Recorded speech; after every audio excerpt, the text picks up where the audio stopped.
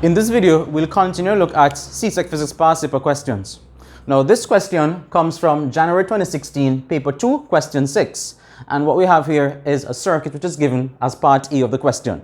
Now, the question says, scientists use symbols when dealing with circuit diagrams in electricity.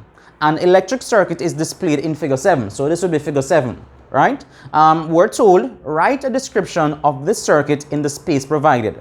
And this part of the question is worth 6 marks, right? So they want us to write a description of the circuit in the space provided, and it is worth 6 marks. Now, let's identify the different circuit components in the circuit. So what we have here is a 3-volt battery, right? We have a 3-volt battery. To that, we have connected a switch, which is currently open. We have a variable resistor, right? We also have a fixed resistor of resistance R. And we have connected in the circuit an ammeter, of course, which is there to measure the current flowing in the circuit. And lastly, connected across the resistor, we have a voltmeter, right? So in describing the circuit, we could say that basically we could list the circuit components which are connected, and we could talk about how they're actually connected, and we could probably talk about their function in the circuit as well, since we don't know exactly, what the requirements of this question are. So basically, we have a 3-volt battery. And to the 3-volt battery, we have a variable resistor connected via a switch. We also have in that circuit connected a fixed resistor of resistance R, and they're connected in series. And of course, we also have an ammeter connected in the circuit, the purpose of which is to actually measure the current flowing in the circuit, right? Also, we have a voltmeter connected across the fixed resistor, and the purpose of that is to measure the voltage or the potential difference across the resistor, right? So essentially, that is a basic description of that circuit, right? So we identified the components, we talked about how they were connected, and of course we also spoke a little bit about the function of the components. So this is a fixed resistor, and of course the variable resistor can be used to vary the actual current flowing in the circuit, right? So typically in a circuit like this, when you have the variable resistor set up like this, you usually start with its value set to the maximum because you want to limit the current flowing in the circuit, and then of course you can actually adjust it to give a desired value of current if necessary, right? And obviously for that to happen, the switch must first be closed, right? Good. So that is part A of the question. Let's move on to the next part of the question. So part B says, a physics class was given a circuit diagram as shown in figure 8. Use figure 8 to answer the 3 questions posted to the class. So let's go ahead and basically copy down this circuit, right? So since we're finished with this one, we'll just erase it to make some space.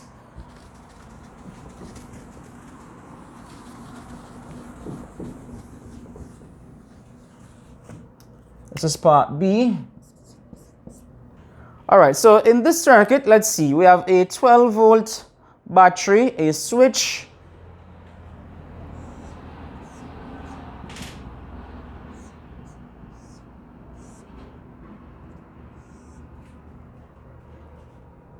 we have an ammeter,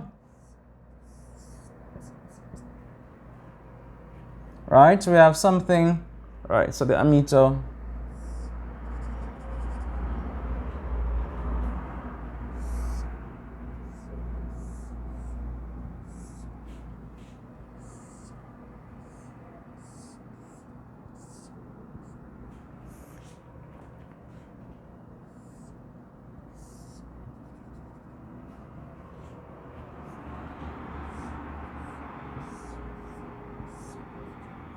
right?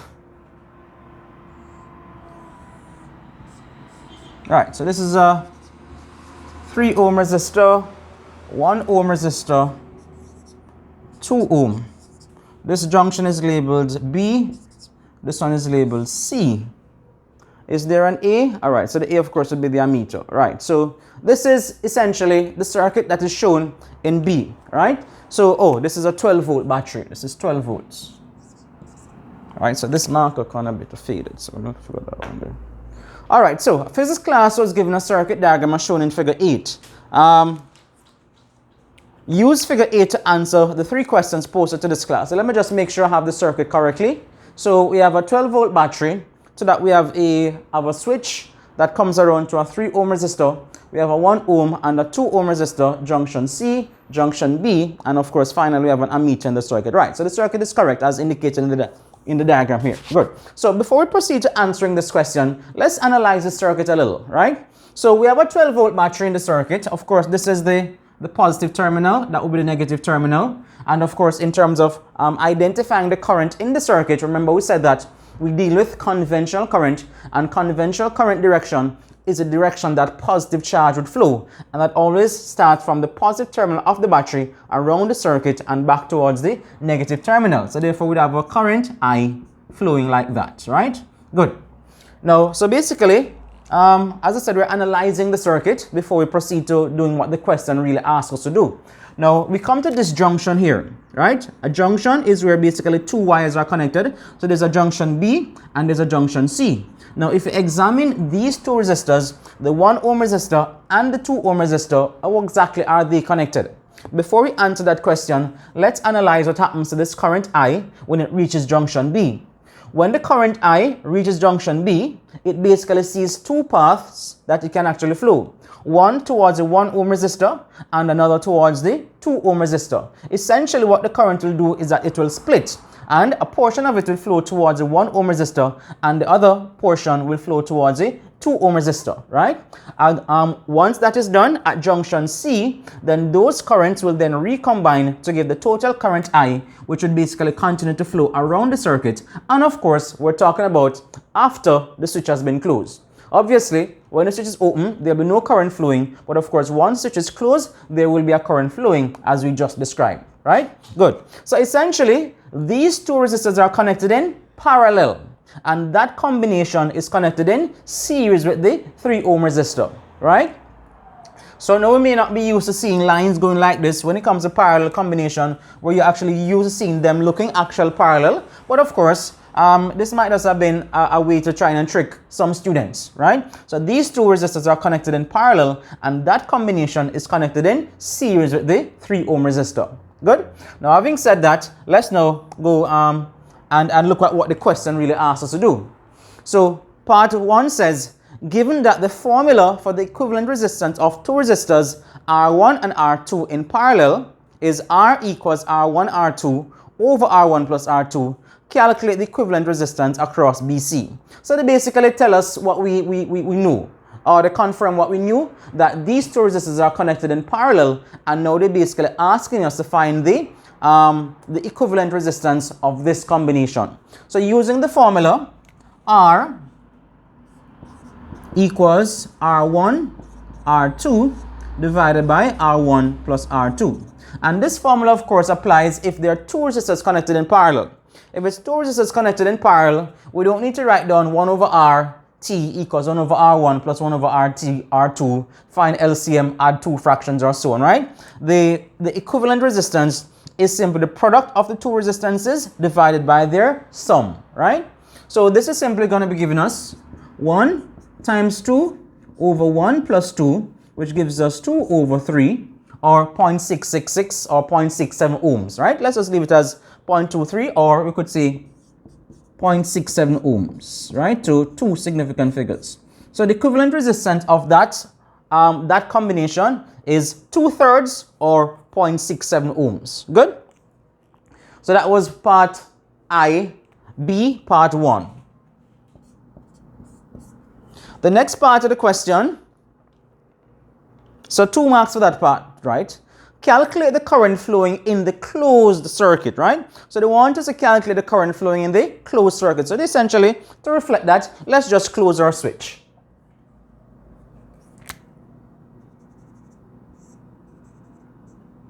Right, so as I explained earlier, when the switch is now closed, the 12 volt battery will drive a current I around the circuit. At this junction, the current will split. A portion of it will flow to the 1 ohm resistor. Another portion flows to the 2 ohm resistor, but the two currents will recombine at junction C, and so the entire current I will flow around, right?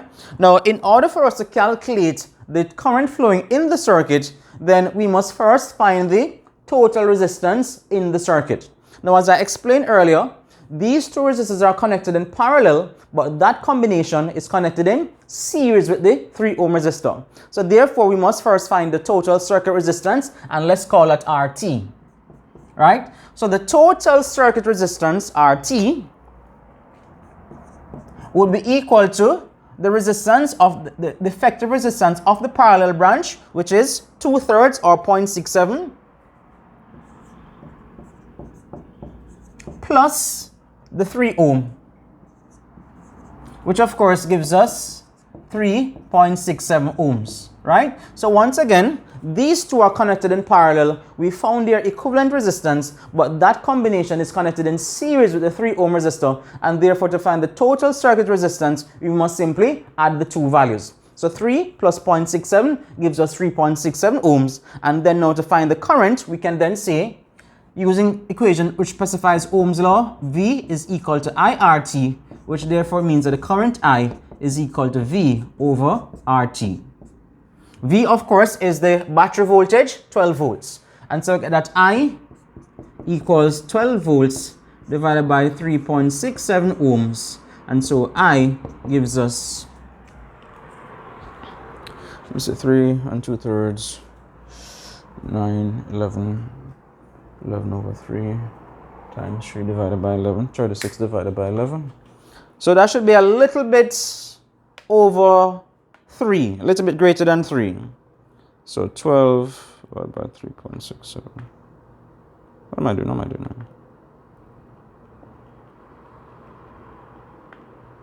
Right, so 3.27.